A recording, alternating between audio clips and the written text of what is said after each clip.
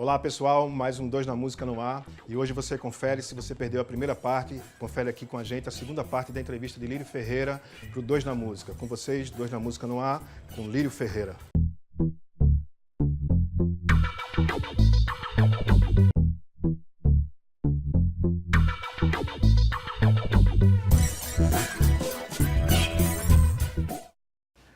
Lírio, diga aí, meu querido. quando você vai escrever um roteiro de ficção, você já escreve com a trilha em mente ou isso vem depois? Quando a trilha entra no teu processo, ou isso varia de filme para filme, não existe uma constante aí nisso?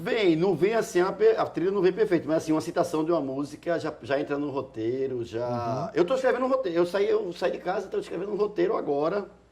Eu tinha botado uma música de Belchior, tirei e no outro tratamento, botei assim, nesse momento, aí como eu não sabia qual era a música, eu botei, nesse momento tá tocando no rádio uma música qualquer, fico pensando naquela música, ele fica matutando, etc e tal. Umas entram, assim, no área do Movie, o Renato Seubuquep já entrou, né? Serginho Oliveira, que é roteirista do filme também, trouxe Quando a Cidade Dorme, e aí já no roteiro já tem assim, entra Renato Seubuquep, canta Quando a Cidade Dorme, e porque não era uma coisa assim eu acho que isso que vem no Crime da Imagem, que explode no Baile Perfumado, que é essa coisa de que a música converse com as imagens, né? Essa coisa da justaposição mesmo, não auxilia as imagens, ela entra como um elemento determinante de linguagem, de estética, etc e tal. Então, quando ela está no roteiro, é sensacional, porque ali ela já tem as indicações, ela já cria um certo clima e não vai ser composta depois. Então, não é uma regra, quando aparece, naturalmente aparece, mas quando aparece antes é muito bacana.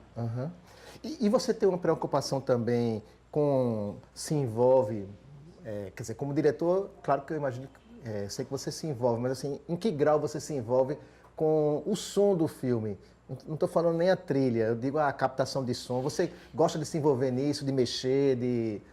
Rapaz, eu tenho assim, um péssimo ouvido, né? Todo mundo já me conhece nos bares de Recife e de São Paulo e do Rio. Mas Pupilo, que fez 2 trilhas para mim, né? Participou do Área do Movie do Sangue Azul.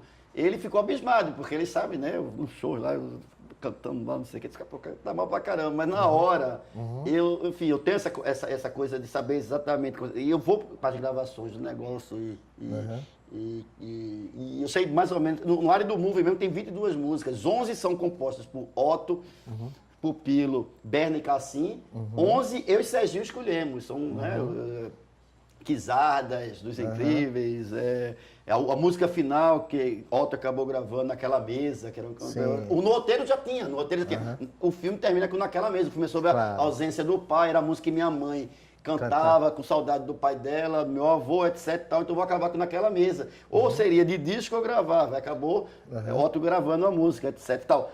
Então, eu me lembro que eu morava no Rio,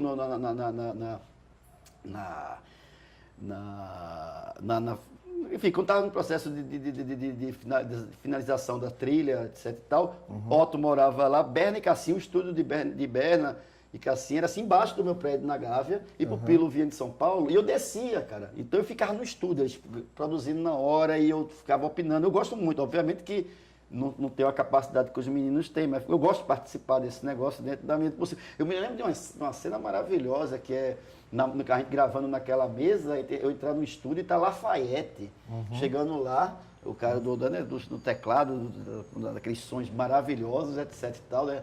E quando ele chega, o Cassim fala, olha, esse aqui era o seu teclado, né? Você gravou com o Roberto Carlos. Ele comprou, o Cassim comprou. E aí ele colocou, entrou no estúdio. Caramba. E o que tem na trilha do Área do Movie, que acabou virando Lafayette tocando o teclado original, teclado original dele, etc. Tal. Então, na medida do possível, eu gosto de mexer. Eu acho uma coisa muito bacana. É um exercício que eu acho joia.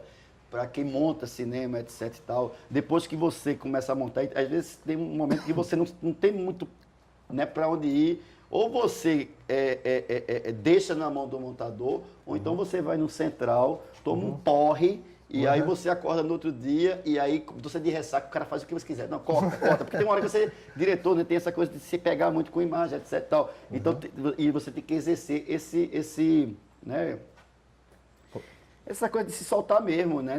De desmembrar, né? Porque às vezes tem que tirar pedaço, às vezes tem que tirar um braço, e você não quer tirar, etc e tal. Mas um exercício muito bacana para quem está fazendo, quem faz cinema assim, que alguém que me ensinou, que eu não me lembro quem, que é o seguinte, depois que você está tudo meio montado o filme, cara, aí você vai assistir o filme, aí você desliga o monitor e escuta o filme todinho, cara. Sem imagem nenhuma. Você só escuta a trilha, você escuta as falas, etc e tal. E aí você começa a perceber uns excessos que tem, que aí, ou de redundância, que na imagem você não quer tirar, mas você fala, cara, no som eu posso tirar. E quando você volta e bota a imagem, isso realmente está em excesso. Então é um exercício muito bacana de você escutar o filme, além de só de ver. E saindo da ficção e indo para a área do documentário, você tem 2 documentários muito bacanas, né? Dos melhores, eu acho, que foram feitos nas últimas décadas sobre música brasileira. Um em parceria com o Wilton Lacerda, né? Sobre Cartola, e O Homem que Engarrafava a Nuvem, sobre Humberto Teixeira, não é isso? Queria que você falasse um pouco como é que você se aproximou. Você era fã dos dois? O que é que te levou? Foi só um convite profissional? Você foi filmar ou você tinha um interesse como fã de música ou sobre a obra deles, a vida? Então, eu sempre me achei assim, quando eu comecei a fazer cinema, eu sempre me achei com um cara que trabalhar com ficção, um ator, com gente que se bulia na minha frente, assim, vivo, se bulindo, etc, tal, parará. E eu achei que nunca era capaz de fazer um documentário e era completamente apaixonado pelo documentário, mas eu achava que não era muito meu barato, porque eu achava que não era capaz de fazer, etc e tal. Quando a gente termina o Baile Perfumado, a coisa do impacto que teve, a coisa da trilha, etc e tal, a gente morava em São Paulo, eu e Paulo na época, e aí o Itaú Cultural, que na época se chamava, não era Itaú Cultural, era Instituto Itaú, era coisa, depois que virou Itaú Cultural, mas enfim, o Itaú Cultural convidou a gente para escrever um roteiro sobre Cartola, porque a gente tinha feito um filme de uma visão de 2 pessoas, né, a visão do estrangeiro, de um árabe com lampião, etc e tal, e aí eles tinham essa ideia de que seria interessante 2 pernambucanos, Paulo Causa é paraibano, mas enfim, lançar um olhar sobre um sambista, sobre o Rio de Janeiro, sobre Cartola. A gente naturalmente convidamos Hilton, que tinha feito o roteiro do baile com a gente, para fazer essa história, e a gente fez esse primeiro tratamento que não tinha obrigação de fazer, etc, tal, o filme, e entregamos para o Instituto Cultural Itaú. E aí Clélia Bessa, da Racó, ela leu o roteiro e se interessou. Racó é uma produtora? É uma produtora. Vamos fazer o filme sobre Cartola, etc, tal, parará. Aí, nessa mesma época, Paulo Caldas estava fazendo com o Marcelo Luna o rap do Pequeno Príncipe contra as Almas Cebosas, que tem música, que tem Elinho, e tem, enfim, Racionais, e tem Faces do Subúrbio, etc, tal, parará, e estava ocupado com aquilo ali, e aí não dava, aí eu disse, Hilton, vamos dirigir eu e você, etc, tal, e aí, foi massa, começamos a produzir o negócio, e aí acabou essa coisa. Nesse ínter tem uma coisa muito bacana, que eu estava me mudando de São Paulo para o Rio de Janeiro. Então você está entrando na cidade e fazendo uma pesquisa sobre Cartola, velho. É um cartão de visita, né? Cartola me ajudou a entender aquela cidade que eu estava começando a morar, e etc. E de outra maneira, né? Diferente da maneira como eu imaginava, né? E aí caiu esse negócio, a gente fez o filme do Cartola, e Hilton me ensinou muito, né, da coisa. Hilton já tinha muito mais experiência com o documentário comigo, aprendi muito com o Hilton Lacerda, e eu acho que por conta da história do Cartola, a Denise Dumont, que é uma atriz que mora em Nova York, é filha de Humberto Teixeira, grande atriz, maravilhosa, ela tinha decidido fazer um filme sobre o pai dela, porque ela tem uma filha que mora no estado, que é americana, etc, tal. E ela tinha visto que a esposa do Tom Jobim quis fazer um filme sobre Tom Jobim, etc. Tal. Ela falou assim, vou fazer um filme sobre Humberto Teixeira, porque meus netos não conhecem o avô que tinha. E aí chegou no Rio de Janeiro e falou com a Leandra Leal, uma amiga minha, atriz maravilhosa, disse que queria fazer um filme. Ela disse, cara, eu tenho uma pessoa que é muito legal, que é meu amiga, etc. Acabou de fazer um filme sobre Cartola. E aí ela fez a ponte. E aí eu tive esse privilégio, né, de repente, nem tinha programado de fazer documentário, e eu acabei fazendo 2 documentários sobre como Gilberto Gil mesmo fala, no Homem que Engarrafava a Nuvem, né, 2 dinastias, né, dos realistas, né, da música, né? O samba e o baião. E aí compreender aquela coisa toda, aquele universo todo, assim, foi um privilégio. Incrível, né?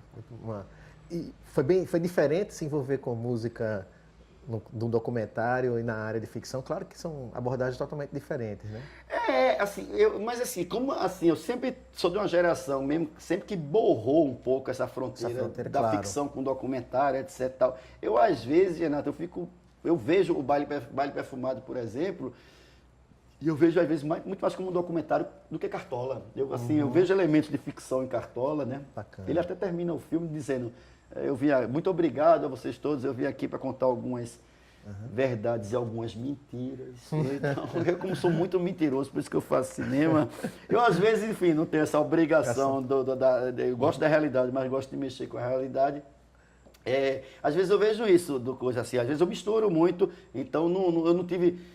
Hilton foi uma pessoa fundamental nessa minha transição, né, que me fez a ponte. O Homem que Engarrafava Nuvens é um filho direto do Cartola, né, com suas diferenças, enfim, de ritmo, de etc e tal, mas ao mesmo tempo a maneira de se contar, uma maneira meio machadiana, de Machado de Assis, de você pegar uma pessoa que já não está, né, no caso Cartola e Humberto Teixeira, que não estava mais vivo, mas tinha as imagens dele contar meio que memórias póstumas, assim, no filme, que já tinha nascido essa ideia meio no Cartola, e que ela se transporta pro Homem que Engarrafava Nuvens. Mas, enfim, o Cartola é mais lunar, eu digo assim, que é mais preto e branco, eu vejo mais assim, o samba que a gente colocou ali. Já o Homem que Engarrafava Nuvens, muito por conta do Luiz Gonzaga e do Baião, já é mais solar, já é mais colorido, mais laranjado, mais preto, mais vermelho, mais azul, etc. Tem umas suas diferenças, mas naturalmente é um filho direto do Cartola. A gente agora aprovou um projeto que acho que pode contemplar um pouco disso, vendo de uma maneira bacana que eu acho que pode fazer. A gente aprovou um projeto assim, eu e Cláudio Assis, e a gente deve fazer um filme sobre Alceu Valença, na verdade sobre o disco vivo, só sobre o disco vivo, e tentar dentro daquilo ali, dentro daquele recorte, encontrar essa coisa da psicodelia dos anos 70, do MPB.